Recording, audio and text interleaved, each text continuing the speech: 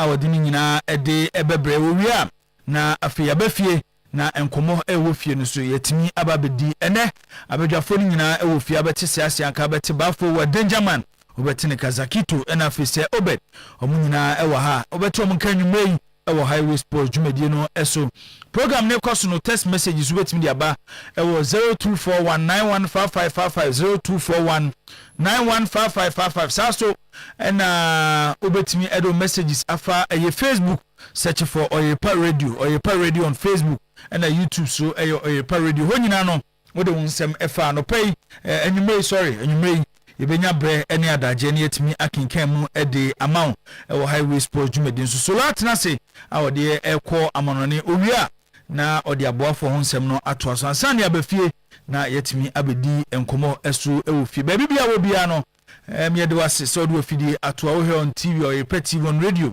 100.7 on Facebook Oyerepa Radio na on YouTube also Oyerepa Radio be kasimadu ama ye bie ama ye wie dwumadi na e be bie lines no ede ato ho 0322494401 0322494771 duwa wetimi afre na afi wode eye onsem awo ewa bra wuti dwumadi no oso wetimi ede aba solo akwa aba bibia bokode okay abochefo number no so yesey 0538101091 abotre na sisuye 0538101091 0538 101091 okay iti moso amawa amonone no eno ene number e be lines ni tuma obetimi afre say ye direct call and say ye WhatsApp call ni nyina no betimi afre e wo sa number no so nemum ya e bofie ni de 0322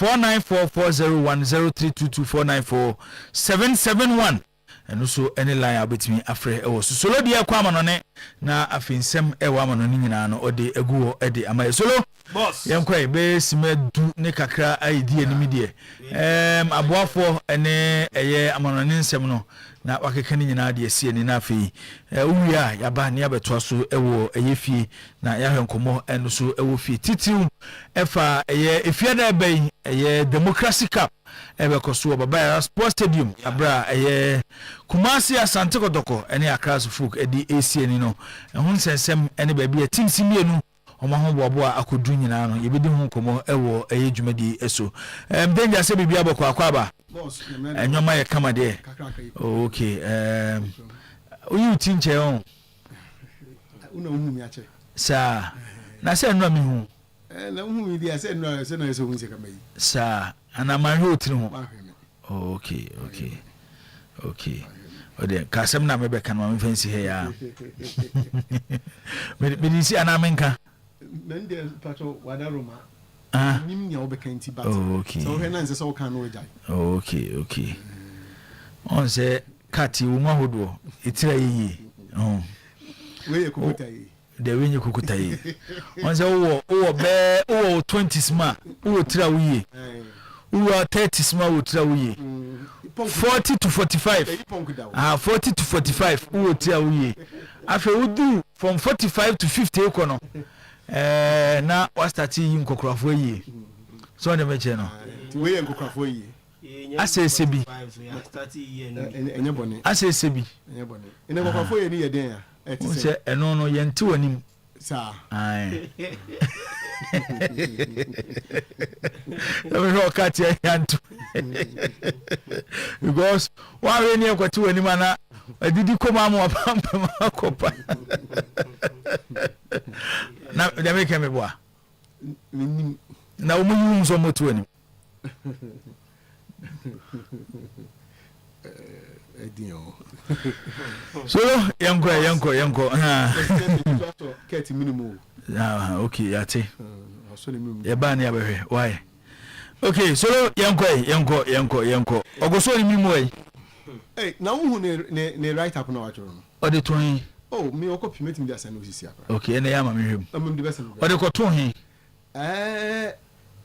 me mom de me chance no pon so we say the right up they send in social media page and ode bo agoto bi no so publish okay yate ya ba behwem why asem no wa kan de no krin na me me we fancy no. Okay, the first enemy na menhwe. Kata yenkoi. Okay. Yede ensem no kakra de emamu ene enwumrei ewo dwumadie ne so live on 100.7 live on Oyerepa television ene enwumrei ensem pi ena eba na Ashley Cole die di kakra na Ashley Cole ena awie ya yenya ne ntese England under 21 dwumadie na odi after 5 years yes like Ashley Cole ejai dwumadie no ede ato no ma say there was say up a club side na wa coachi enya dia wo be di dwuma ede ama England under 21 as head coach no a former Chelsea ne Arsenal wo mu led back Ashley Cole na sem ena meden to dwa ene anwumrei ewo dwumadie no eso Savino wasan ede amatona mospe na wedding komo na Savino nkomo no maponi kakra medema mo ene anwumre players ne du time bia na wa he omu ye kakra na Savino ena di to just ono ewo Man City time bia wo mu beba abebo ewo Spurs no na wa friend representatives no catch omu so a club we dey ase kama power omo facilities here kama club yimu be de any ade into so no city nyina no na opesa wo ba ebesi akan Edmund Spurs wo mum eboboko na no Savino ni nsemo a wo dem to jam na we no consult say on ni agent Federico Moraes ebe sign a contractor anopa ya Spurs on Villino and anwumre yo de sansem no area to ja ewo Spurs omum eboboko no emu Dominic Livakovic what touch it down Barcelona nyame ya domo a ochina ena Livakovic will sign a contract no any medical edem ama FC Barcelona Womo boboko no 2 million euros plus 2 million possible add-ons ena Barca ATM Edema Fenerbahce na oma fa Croatia omo national team goalkeeper no abepiem FC Barcelona womum eboboko ni no eso eho ensem eno no Aston Villa ena mete se oma make initial contact with Crystal Palace omo say Jean-Philippe Mateta a player Aston Villa womum any agent ho papa ninya ne so mo gidie se akwane friend Oli Watkins no enioma washa say nya dia obeboa club no e o season we mo enti omo pe Jean-Philippe Mateta abese Oli Watkins anai e o Aston Villa womo eboboko ni mo enawie ya ena Bruno Fernandes e win 2026 PFA Player of the Year ewo the English Premier League ni mo enti players esiakan ewo the EP okoto abano wo mu gidie se last season Bruno Fernandes enam onimbo obopa ewo the English Premier League ni mo enti okay no bomu a na say award me ensa and oje the season under review oje Premier League Player of the Season oje Football Writers Association Footballer of the Year enam oje PFA Player of the Year award eno eyenea eno so enwensem no eba ye di enwo enkomo yes Tottenham Hotspur Aston Villa and Galatasaray nyina no womo ewo active negotiations with Milan for Rafael Leao on say kaneno nanka galanko na eba but yes Spurs and Villa enso abaram eno so enkomo no eba boss what is yes Milan mo peja Grealish oh auntie yeah. Oh, journalists know this story about Onifila.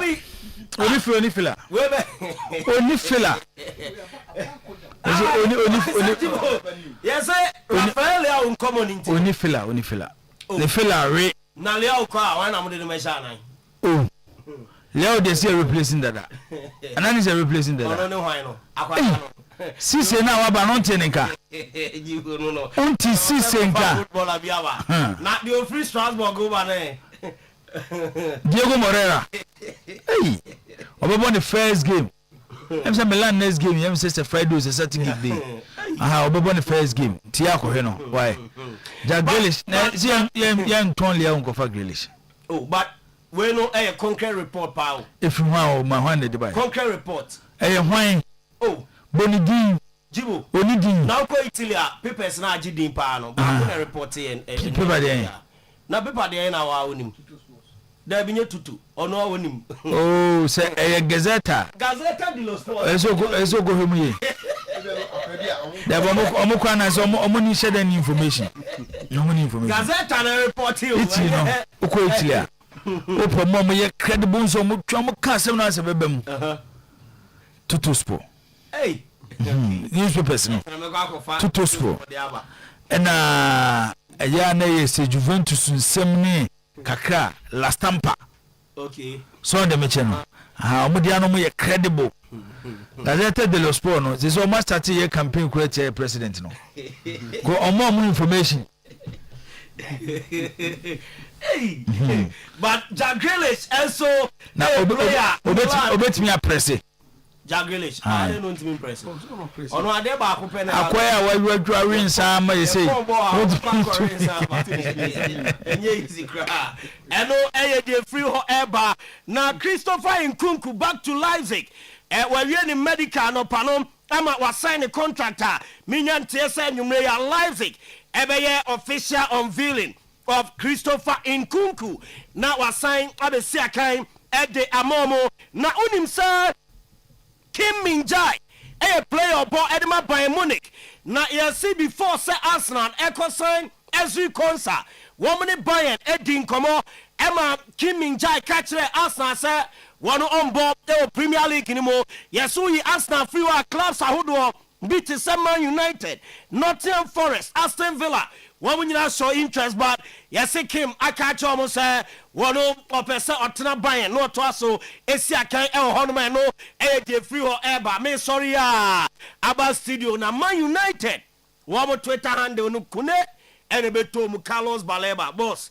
he said they are official Baleba a United player my official unveiling on social media page and so bad or the pranenam inti animu yo ntimi mo Enfama United ebia September o baby no echo end of September na Carlos Baleba from Brighton and Hove Albion 65 million pounds add-ons account sika Man United etia ede ama Brighton na omafa Carlos Baleba edeno aba 5-year deal and was signed Ediama Manchester United and also encomono eba ene enyumre Donek Herbal Mixture Donek Good Life Herbal Tonic Donek Cobites and a Donek Malamix Edu Papano eno enwas ena make cho ya de bia edu nya no enuo no eye 9 de obenya bia no etu ya de ase e de ema loss of appetite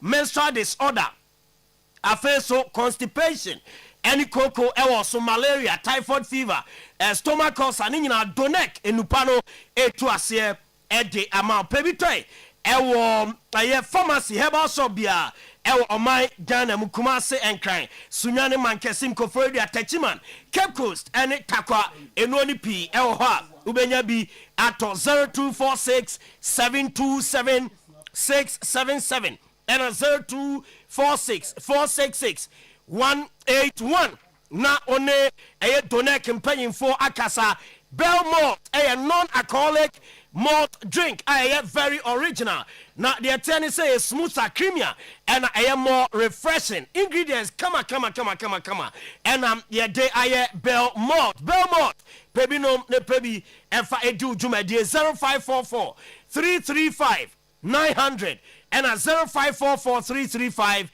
800 Holy Mosquito Spray and Quell eno ekum tontom na ekum wawa no enyina ofie na wada ena kron center eham ena spray no eja ewo odan no emu edum Kumase depo no oba pi ewo ho ura supermarket bia so a ubenya bia to shop bia no ebi ho 03220 37623 Holy Mosquito Spray and Quell perfect skin and body therapy eso eboa na o skin na yefe o body no e shape ebe kama perfect skin e di sa dwumadie no e de amount for 0553 312 911 any perfect skin and kasa Yon Vita Ayan Quada and asem mofre aduane de papa na Yon Vita infant cereal no milk mu dada entino udi nsuohie no egumu ana waka de aman kwada no essential vitamins any minerals no mo eboa emofra no wo mu enyini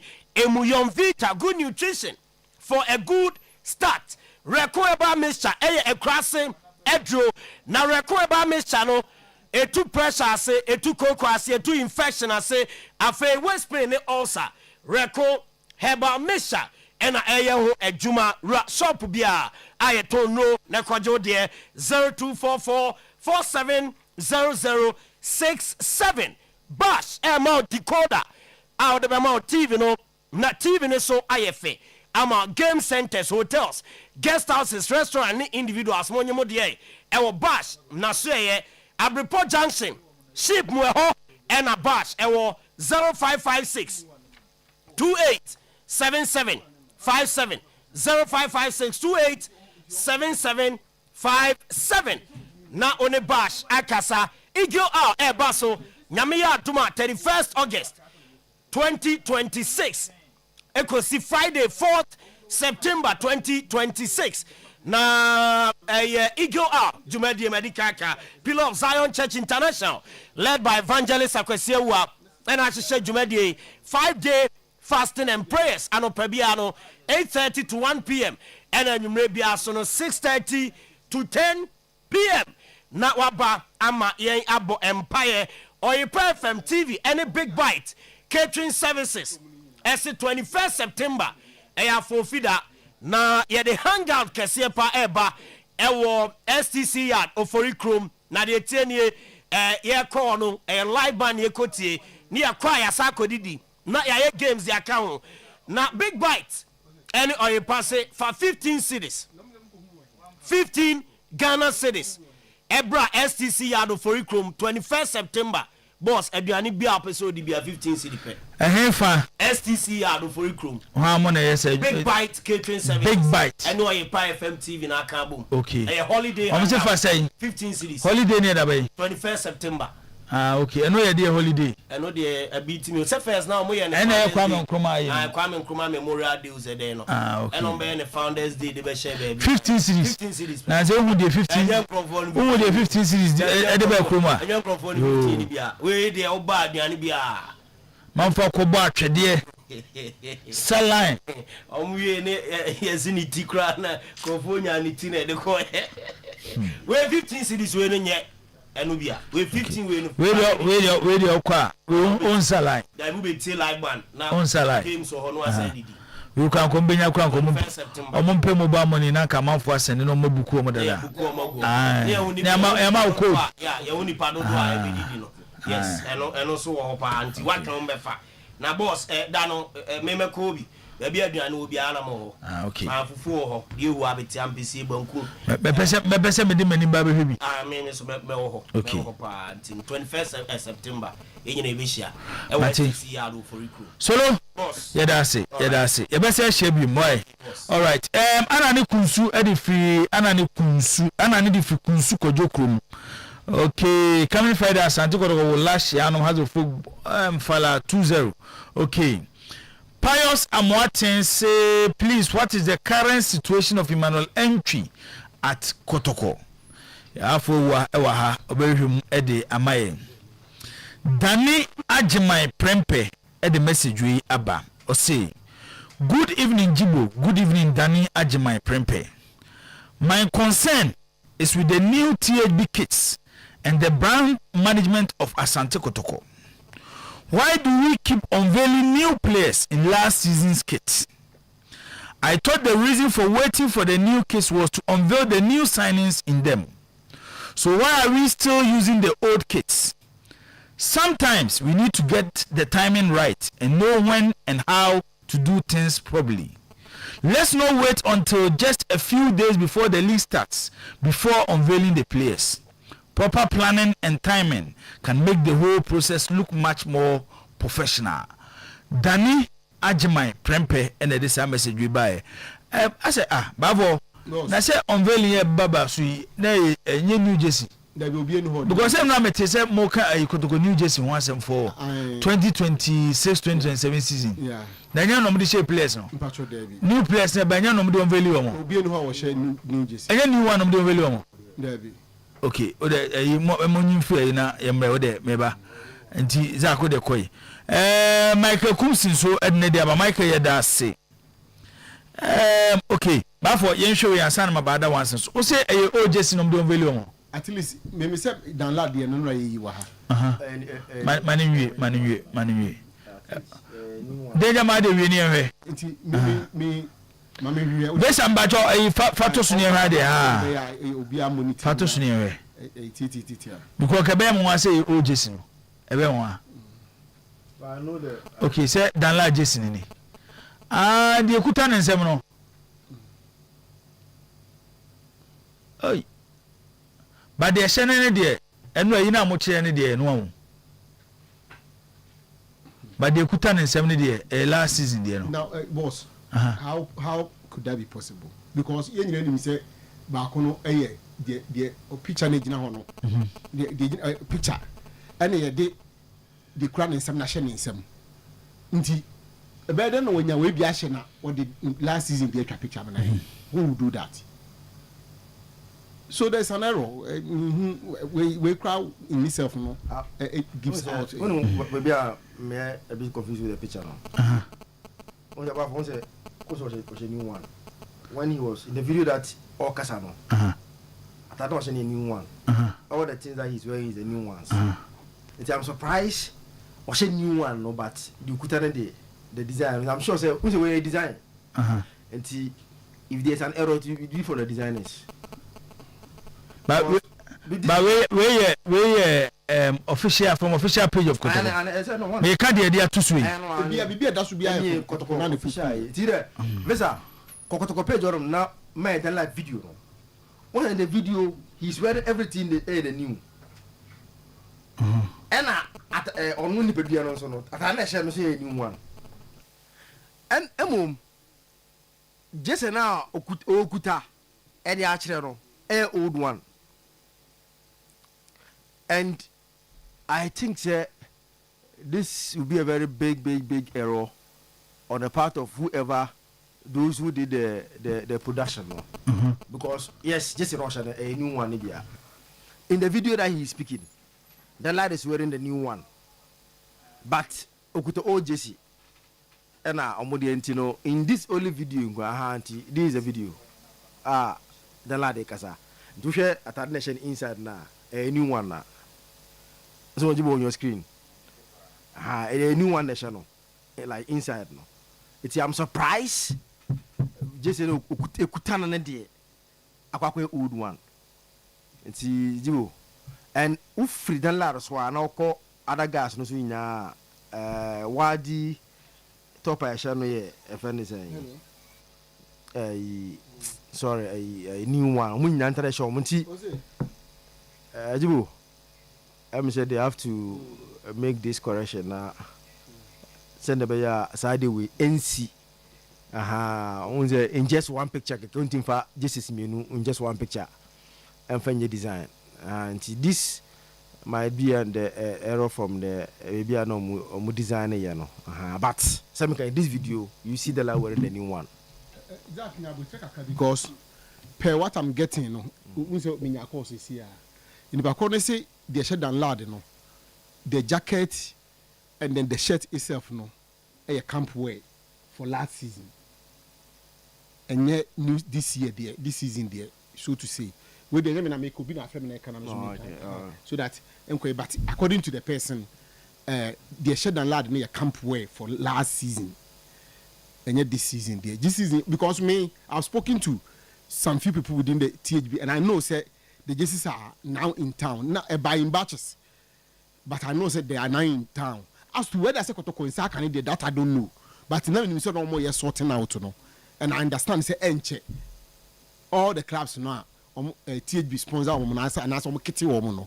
Ubi abenya ne once they are done with the sorting out no. One say the arrangement now no a bit different kakra from the previous no, but boss fact of the matter is that Kotoko, for instance, omo just need delay because when current board and any new management taking over the THB deal, no, omo ask for some redesigning be in kakra any ade. And once that is done, on say kit manufacturing company no, omo designing omo kit, no they are omo they are better clubs no. If you're okay with it, they go with it. If you are not okay, send your open now so why you na omo head no my. I think say a ni nyina no a delay time. From the information I mean, as I see here, Kasano, New Jersey New Kotoka, so everything place New use you know, New Jersey enquire, because we say a camp way, New Jersey camp way, enquire. But I only in a house of folk, maybe a ma, I think Kotoko, Karela. And one other club, and yes, be a particular club we pay. And this one house of folk on Ville, no, almost one day last season. They are now training where now, no day because they couldn't have used the just in Mankasa. But this is where my problem is. There was some few days, if I said just a week or two, the Premier League is starting. About 2 weeks, yeah. As at Tia Yakasay, Yamfa Kotokone has. Supporters nim jesi ombeshe bokro mbetono nothing. Last week we had story say I'm say my attention am koko. Ma the reason why because Friday gave me a big opportunity. Say at least 2 teams ni betin aton mo jesi squad mo supporters. The come say my Friday omunya jesi nya. Oh omunya jesi say Kotoko ne has na go and Friday ombeshe wo jesi. David omu she new famra. Me more reason why they not getting the jerseys. Omunyina no have a commitment that they have to make to THB for no. Obi anye. Bibini okwa tamade akomani a onye commitment yin. Orukoma na afi na aye problem. I'm aware say there is some commitment. I was say omoye to THB for no. Omo nyina no. Omo enyanye. Nti menim when they will be making all these commitments. What it means is because as at last week, na boxes no. Me I saw and the clubs no me involved in make your commitment. That is what I because last week Obekawa has said Kotoko Jesus no and the THB before now they be provided by the Modema fans no and a club in the beto. Nti a dear commitment na Kotoko ya and the team na kasa nyomo Jesse. No for Kotoko the end day a more of the replicas and you know. That is to be why because at last week, Jibu on Wednesday, I can't on confidentiality show you to a friend is about for has for so almost is no and I will do a normal sorting out. I have the mobile on phones. I have everybody's jerseys on my phone. Abba ye I'm sorting out. Everything is here on my phone. And the kids are here. And I make us say. But Kotoko then it's all about the only commitment to the Tiade no munya the team the discussion that because last season it was the same thing. Because what I know are a fact is the reason why Kotoko designs any number of mountain is a Kotoko and THB. Omukache omo say they like they don't have the right to bring the design out. Omo edge omo enyama e dey aye unveiling. I photo shoot in this annual money and Kotoko photo. I'm surprised because this unveiling cheap a part of your unveiling is it's the reason why Kotoko design Bakupo number 1 say Kotoko Rama TH Fanaya where say the only people who only know the design went on photo shooting about 1 year.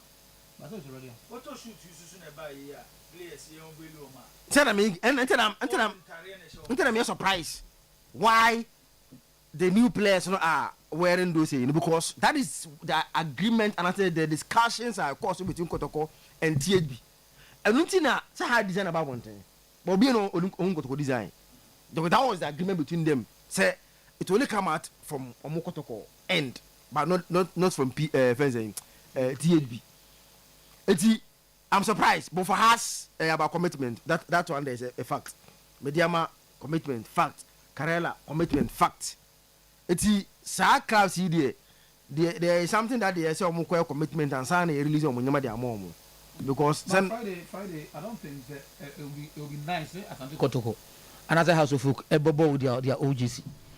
In most cases, even in European teams in car. Game where almost first big game also in the new season. They come in with their new jersey.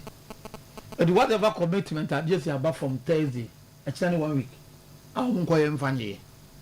So I think the challenge, let's throw that challenge to the two clubs, both as Andy Kotoko and House of Folk say Democracy Cup, they must wear just on Beshano, new season, and that's all the Babish. So I bam pass the pair the show of shows the ampa. Well, I just imagine, say, Kotokone has game a basso Friday.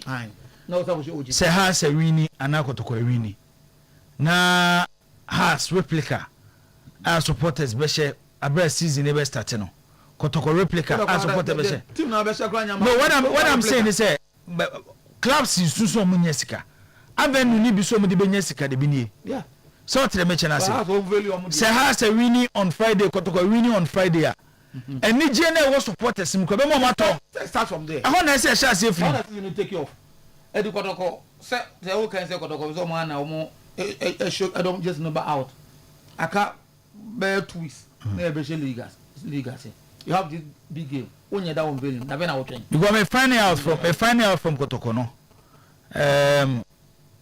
Confirm say the omo used to do unveiling ni na last season yoma. Yeah. Last season, your man over the unveiling. I sincerely doubt. I say, yeah, can I be speed up no matter. But I sincerely doubt, say, and Tuesday, you're watching, of course, there are 2-3 days to go.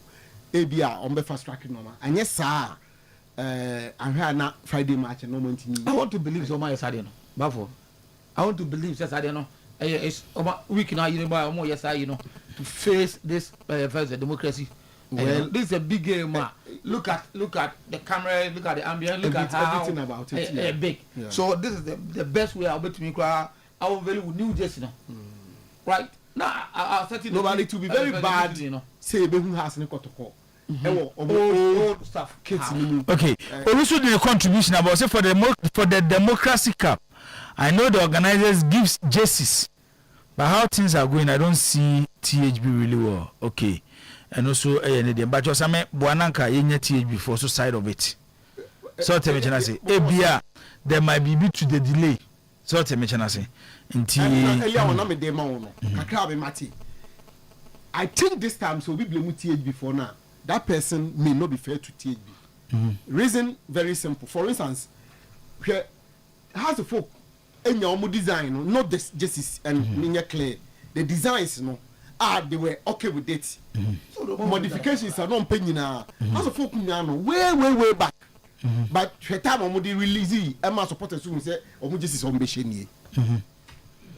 Maybe your more has now decided to start time and okay, my woman.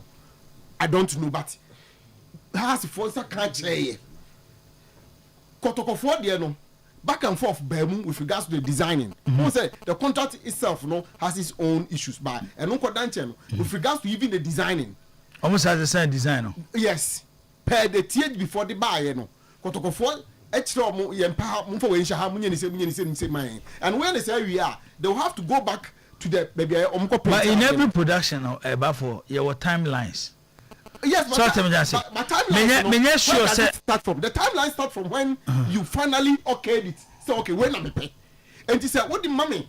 And then now, time production also on the timelines, and now because THB the other time they kawaha, and they and your money to conquer the digger, and I'm no more juma, and kwaku chadi anwa, won't be channel bitten pieces. In fact, according to me checks, TH before are even not happy with the clubs. Honestly, the only club that can blame on TH before Mediama. Because Mediama were done with them on everything. I'm not talking about the commitments that Kito is talking about in terms of designing, agreeing, and all those things, you know. But the reason why MIN say, because as of today, tell before to me, just in ship, and to me, by sea. I just say, the far cargo, which makes it even more expensive at the detriment of THB, no. But the choice, because they have to go by that, because some of the clubs, delay with regards to designs are accepting out from their assignment. And I think this time around, the clubs themselves are the reason why Omo Enyakwan and Toadien term and Farmer almost supporters. Because assuming 1 month ago, just is Naba. By this time, Ebi almost at Airton and the club. If indeed, last week, just because we drew her. This is not the Drew Ghana. Some of which we blame THB. No, sorting out about him. Man in box said the first Kotokodian in Abba. Ebiba has Debiaba, Mediama Debiaba, Karela Debiaba, Ediana Debiaba. So, in that sense, even that sorting out in itself, except we and Emma competing, you can also not release it to them. But it is so because, say, so when you want to cry, no, madam for listening to just see near San Mano. Last time I'm calling for no issue because I say agents, so one day, on your container, no, for on the back by. I see port to cry, no, yeah, clear, no. So being trained is clear the whole container, we are going to say, normal, I ain't the agent kept promising, so that is. I don't know, but I think all parties involved. Moving forward, no, things should be done quickly. Yes, I agree. So to the mention, yes, I agree. Because season I started, I don't know. Season they are started. Season I started, I don't know. So to the mention, enti clubs are mania brace, mo pesa mo compete na mo raise sika e dey mo teams no. This shouldn't be the stories I hear na we say. Say excuse we nyina no emfa hwema. Emfa hwema. Emfa hwema. Hwe publicity omo ye wo Friday game ho. Hwe publicity omo ye wo Friday game ho. Kotoko ne ha asasem ne ye kan ho. Jesse kura mo de ba supporters kura mo omo sheda Anthony papa sa. Timu say delay na say ko another problem. This time around there, so money break because almost all the serious clubs use their season's jerseys during the last games of the last season. Why are we doing this to ourselves? We cannot do this and blame the supporters for not patronizing the jerseys. Victorious Collins and the day we at the Abba. Yentuaso. Mama say, can't you call AB for clarification? Okay. Mama say no. On the way I know the Abba. Mama say I said there was a woman no yes and it you. Why nti ayana onya aboteka ka nyese imbusu ahoma enkobusa de womti nti ayana enti se de wusi hunu no te du baby ana wotiti a break kaka. Okay, yentoaso. Dominic Nsobira so free no asa go fa asem de abagana yi as they say wama nana do mahene ene togo afede na is o mudili ahwe so berries of issue no. Say oko gibrata hono kusi akan na uko TMS ne so a FIFA connect ne so a still a player of Accra Lions. Okay. And Accra Lions for approve Mediana for register no. Has of folks so equal request for the ITC and also register no. Player ne so assign 2 years e dey Mediana and was sign so dey ama has.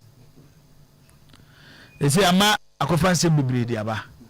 Amene nanado mahene ene eyetugu afede. And so mudin komo sombre kwan be fa so ma resolve issue no. Na let me check it. I don't know, check it. But you say Aduana echo requesting from Accra Lions. Yeah. Because on the FIFA Connect, no. The request no koy no. And now I'm more accept it. And no register. And no return. That is. And now Hasen so. Akwaji ne TM. I'm more requested for ITC. And I'm also register so you player. No, there is a conflict. Possible. Why Accra Lions? Even possible say one player 2 things with marriage at the same time. Cheche Muzaki to FIFA Connect you. And possible. And then because everyone will have to solve this matter. I'm sure, sir, because assets. The day now window no close here, you know.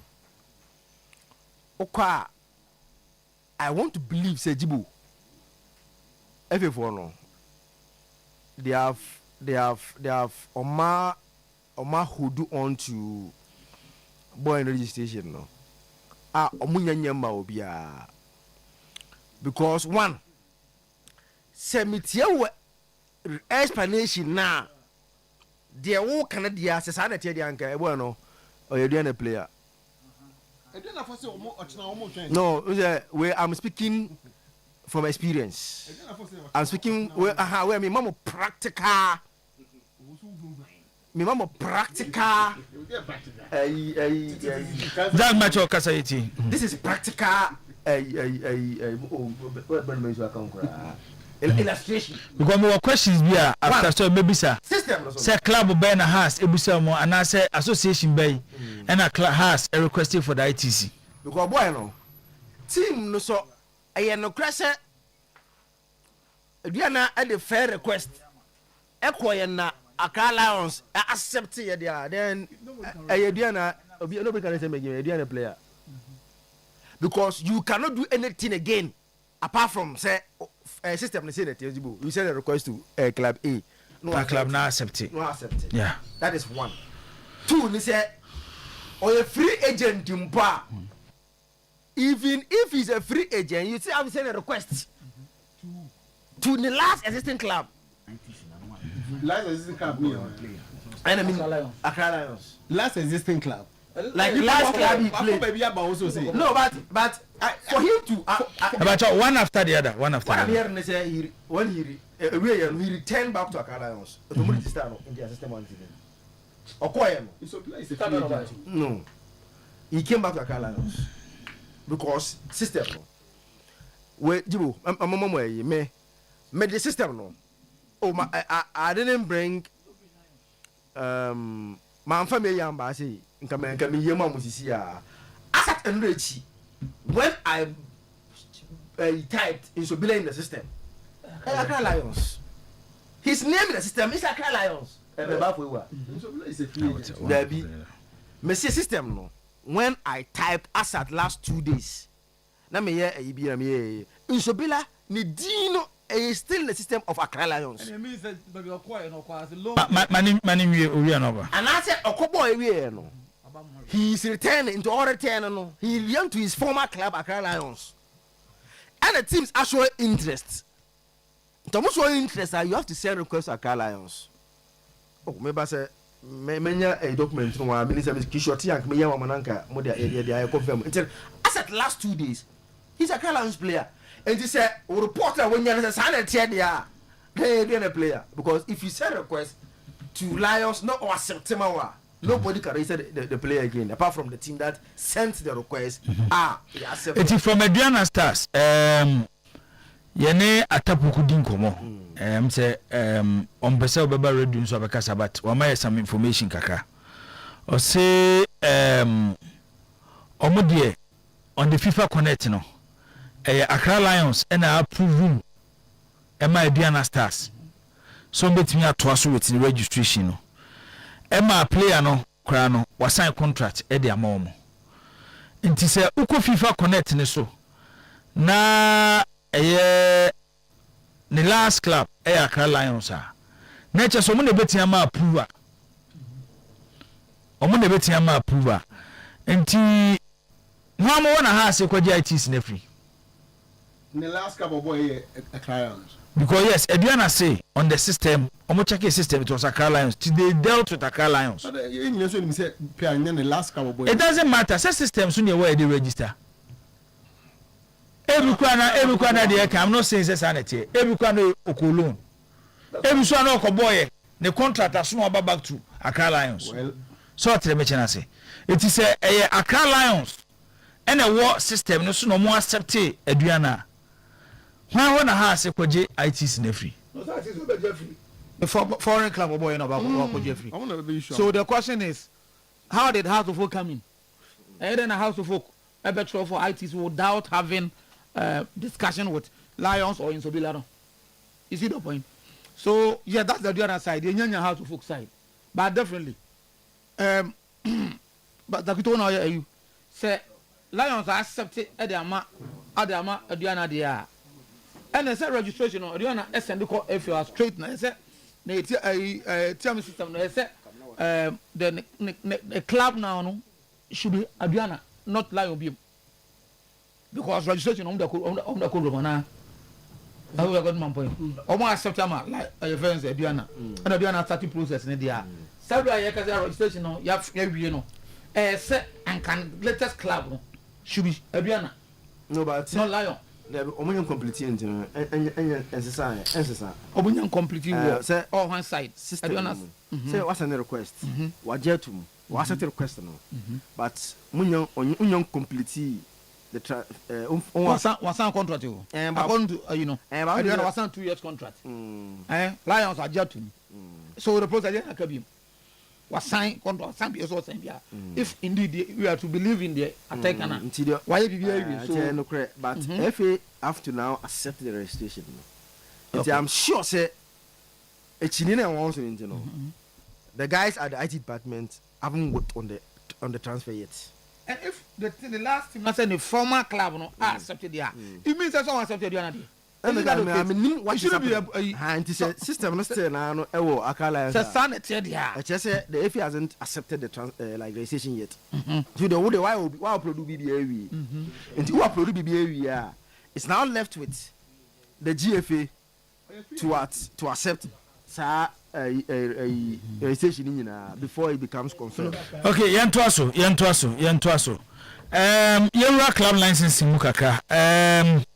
Dr. Kwambani akun ono na oye chairman edema GFA club licensing committee ene wakodi nkomo anopai ewo Asempa FM. Hono de etu edwase clubs club licensing Premier League clubs no. Club license started so muduma nyina no Asante Kotoko any clubber bibia club license ebuse omubia no omotimi emitie yentie Dr. Kwame Beniakon ensema woka edifa club license no ho ene ensem kakra no susu ewumti ye twanse ebetie Dr. Kwame Beniakon no yemfa weso entoaso enya no nko a esmemens ono susu club licensing manager Dr. Kwambani akuye committee chairman. Ono ena okasa NS memen susu club licensing manager. Ono susu bide na no betumba yeni kentie Dr. Kwambani akon. The only club who met virtually all the Kumasi Asante Kotoko. Funny enough, it's a club going through transition. A new board. There's one decision they made that probably hurt him. The guy with the institutional member. In doing so, they gave themselves the opportunity to be able to get knowledge of the processes, what needs to go. And so I'm aware the amount of pressure at you almost say we need this. One farmer, or the and I think he took advantage of that, got them to get him all the documentation. I mean, even to get the new board members registered, registrar general, and for them, the board decided, say, we'll commend Kumasi Asante. The only thing that they do up was that no assistant coach contract was expiring in August. So the board reminded them, say, we've looked at that. Sometimes clubs, if we say, the submitted document now, this is the belief amongst the clubs, say, okay, it's YNTS Maman Studio de Etwaso. all clubs will apply for license. They will send documents. There are some requirements on the club license online platform where clubs are required to send some documents, answer some questions to the club. So after that, we may review. Then it goes to the FIB, that is first instance board, and the board chairman or no chair or board. Yeah. We have members. It's almost review. After me review, also review to make a decision based on what they've seen. If it's satisfactory, fine, they will approve it. Our license now will happen. So approve it. So it was to approve it, but there were some lapses. And there was sanctions. Approved sanctions or denied or rejected. So in the case of Asante Kotoko, and I think House of Folk saying approval, and not just Asante Kotoko, but maybe another chairman person can say they did so well. They were able to submit virtually all documents. And yeah, Asante Kotoko, honestly, if you ratings are, say most of the way they were able to. Maybe another like what chairman person can be Asante Kotoko, which shows improvement. Okay, and no, Dr. Kwambenu Yakun, any estimements. Almost some of the atuja. If a club license and clubs no, omujumedi omudie, emomunya license afin omode ebebo the 2026-2027 Ghana Premier League. Yanto aso Asante Kotoko asa onveli after nano pay omonveli Richard Bodu Agadas. Oma onveli defender and the Umar Ali. One sign for 2 seasons and Umali the Ebabisia kind de Ama Asante Kotoko Ufi Banyas and no UAE Pro League and 2024-2025 and the last time we see a kind the Emma a club in Tines 2025-2026 when see a kind and farmer club and 2026-2027 Asante Kotoko etimi a registering T and no so any day Bavo. Mami inti when some de ego no. Kotoko Bill in the MC say omoboy amanese wiki mu. Ya anticipating na more beba. And yehu na lad de yehu wadi de yehu agadasi de na we know almost say our new left back. And the unse left back honum already no eyi wo honum. Asiedu wo ho na we so ababeka ho. So far me say left back ho de ayomi no pe. Yeah. And now I used to play fan from Legon Cities. Was on also to ball left back, but coach in the buy no. Or you soon as left side center back. Left side, yeah, or center back. Amwa. Or you soon as center back. It's emergency situation. Yeah. But I think right side the one there is 45. I'm saying right back one there. It's okay. Indeed, a bit more so in there as expected and it's normal and it's okay. With regards to boss, the Insobila no, this anopame can say it is the FA that will clear this because we be say Mobi catch them and maybe Azak bit my bomb kakra. We catch them say a band say yeah, between the two clubs no, they was submitting player no document to the FA first, and normally no, yeah na utimi any way and. As at the time, Adriana needs to be leading commonly now. So, we can just say, two clubs, they were submitting player no document first to the FA for processing with regards to registration. A banis and I as a FA now, Ubuzan is a BS. No amount of player we seen and registration here. We say the Ubuzan, Membisano, because one said the AN say, now may try to source for information from different angles. Tata me na me near no for near house for maybe our baby and now you are trying to see say even the players of Black now we're looking for him say be a feeling honour. But we gathered say for instance as at the time now Adriana for ne kasano na afi we starting a change of mind. But this is where my issue is. O the for registration be Anton Chen player what took akobobo wabuchiri na wabagana usu pitim has a from Adriana from Momasa Mamokana make him you. Was my cousin contact a Adriana, Masaba sign contact a has. Says Anatia, I say we cano, professional player. Wouldn't say, what the for registration you grant to change? Who has for the has say I'm passing why yes, I dare so a cousin Adriana Sabasam has. I say we pa anything. House for him say no near Adriana Casa, but to say what's I contracted here. has for. But how say? Only Aduana for Casa. Also, more 2-year contract with him. So let's say has ready ensign. Aduana any contract. House any contract. Aduana mahas any Aduana ho kwan. Some person go register no. Oh. For instance, question will be say me anopano nipa me nika so okay me say omuntimi fa a normal call without having a contact with him. Yes. So it means say as of today obenya a contract with both Has and Kotoko. Because Has and Aduana. Sorry, Has and Aduana. Why do I keep saying Has and Aduana? And no cry in itself no as I create another way. Then ye didn't come on do baby no. In Sobila FO say Domano Kwawa. He would rather prefer staying in Accra. One said because of Accra Lions and where Accra boy right. Any all that in say why Accra no yet. As only so best you Accra. And then there's also Marco sign contract. But the question is whether this or no. No, say me beside because it doesn't look maybe I say me name says sanity. Because a sanity there. Then boy no he doesn't look like a player. Therefore, you can trust. Why you cannot do what to problem? Well, because say therefore, at the end of my house, Gina some Coristano. At the end of Mediana for Gina some was obviously. So why do you go and sign for 2 clubs? And I think that won't mean that unless about Kuchantro between us and Ediana. And Trodier, Omunino Bian Chantro. Probably he has misled the 2 of them. Omunino Biafo said, one no, I could do pointer or more the right to take him to the FSA if you register the man. That is the point. Omunino Biafo was all right. In fact, Ediana are very strong. Say, I'm paying no because I know some credit channel. But I will know say in Sobila will not go to Doma Ochana. She said because CBC. She said now catch her say Nana Doma Henny any to be a dinkomo no me no how they will resolve it. Be at that level no. One resolve then one of them will says okay with the then they pull out of it and then now one will have their way. And yes, so me no decided say one will fight over him. Then the FA will be the one that will have to sort it out.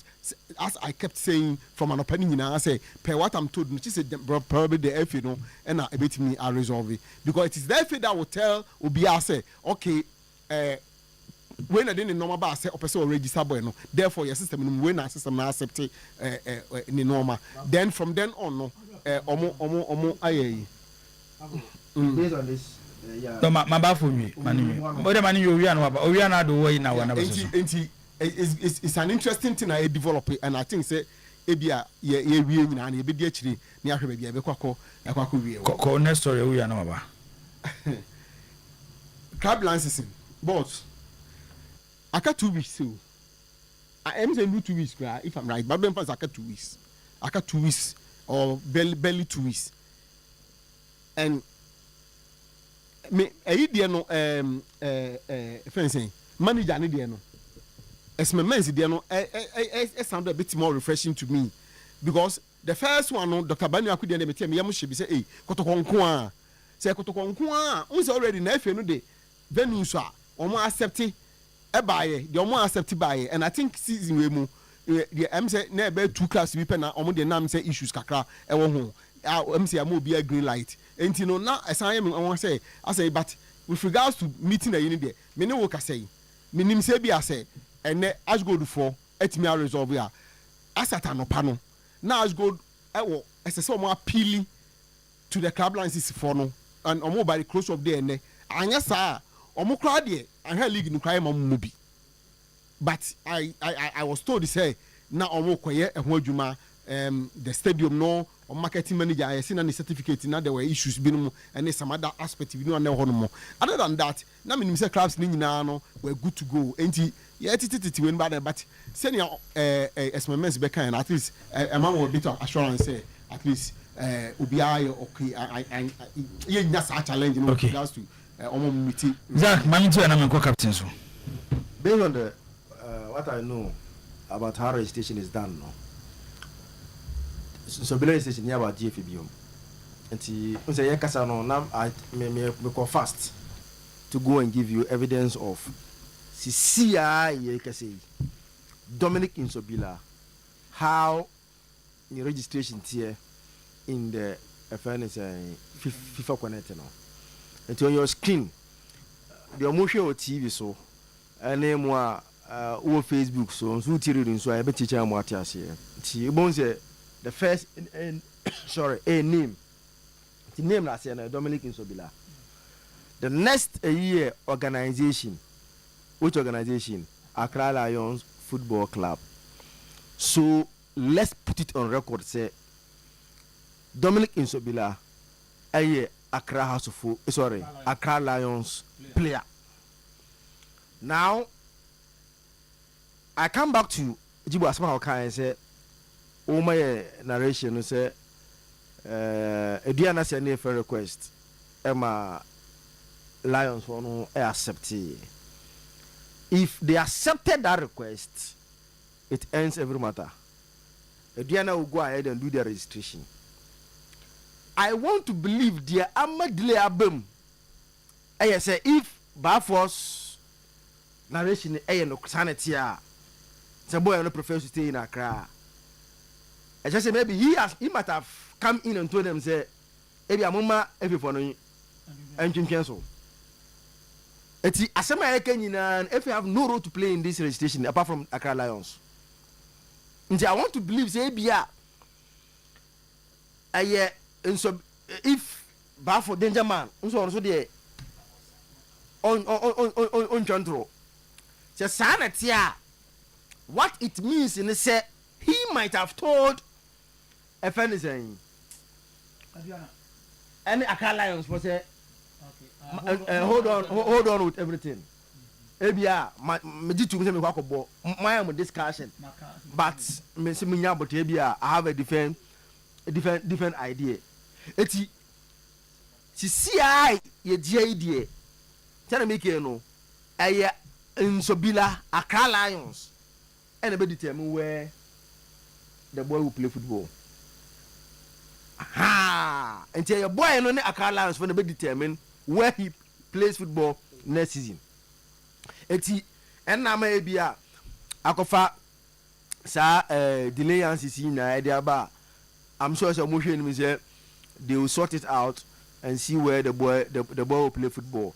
But because some process was started, even though the window is closed, but he can still be registered. I'm just saying, be here. Okay, say, oh. So I feel manya ipa mako aduana na mako has mako ni mienu nyina. I feel manya story ni. The stories. Boy na kwentu na otuye no. Alone na okoye.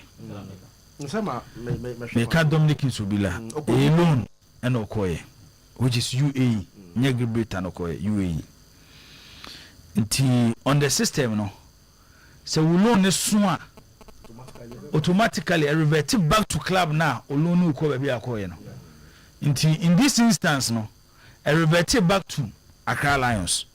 Nti oye club na unya Dominic Insobila on the FIFA Connect no, so the about registration on the FIFA Connect no, we pass it through process ni nyina requirements ni nyina wie no, it take Accra Lions so mo never accept your request no, sampa player na fence Insobila no ye ma ho kwan say either has or Aduana and register no. By this no, Aduana meets our process ni nyina. Aduana meets our process ni nyina. And may a witness to a contractor Insobila assigned them Aduana stars. Has there them a request in some kind.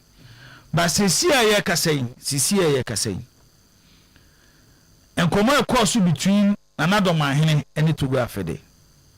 The akusini say Aduana stars atias ye say Dominic Insobila has one fan. Omo pe problem bia. Nti say akakwan ombefa so register no. Transfer deadline etwem. Debbie, if I mean from my extensive checks, that means for house to register Dominic Insobila, this year open system the back door for house to register him.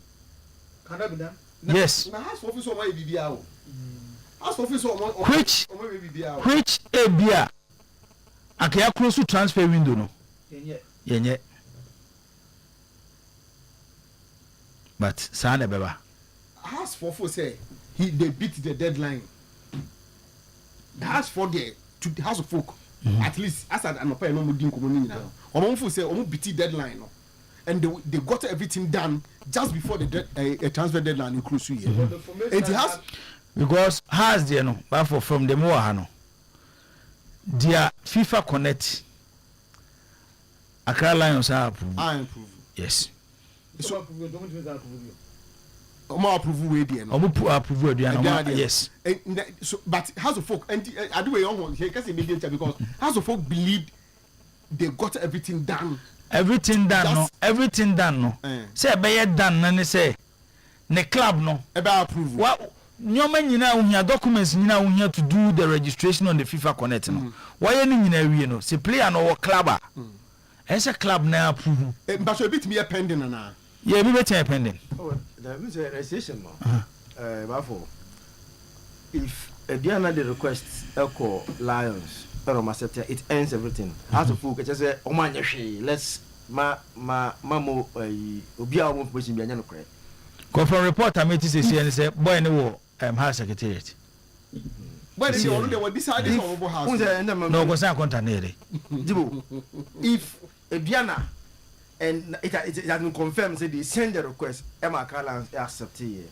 Express about for has anya she mo be under that because yeah you can't do anything in the system when Lions have accepted. But the only thing has this area I don't lie here, nobody can doubt. Because at this area nobody can tell me here. Oh they can Adia make the tier let them. This is what it is, not what I know. Adia has a year and they say almost send a request. 100 class can send request to one player. But for the market on any yan say they send the request. Apart from the man but they've gotten the boys where no it's about the system assembly can okay captain as why can you previously now who's like first nanka TMS mbaya typical similar draw to ash gold and kotoko Satan na FIFA Connect no eti mutie bibia wachi na bibia akwa yi eti what happened was that Ediana send a request to Accra Lions.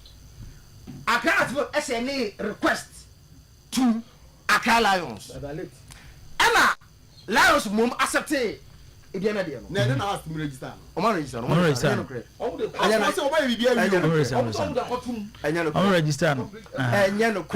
Because FIFA Connect no. Even the T1 form no. It should contain the signature of the player. So tell me can I say process ni bi no. Then a signed contract. Remember, a signed contract. Before the approval will go through, what me meet say requirement ne passport size picture ne sanyoma ne contract ni nyina no. Player kro no owo team a wobo. So tell me can I say eti team no and say approve registration no. So tell me can I say from the way Accra Lions approve registration no at the Madiana Stars. And not me approve registration twice Emma one player. Then if that's the case then I said FIFA Connect no accept Aduana. Would have gotten all accept Aduana. Accept. But of course was I say Accra. No, I mean you say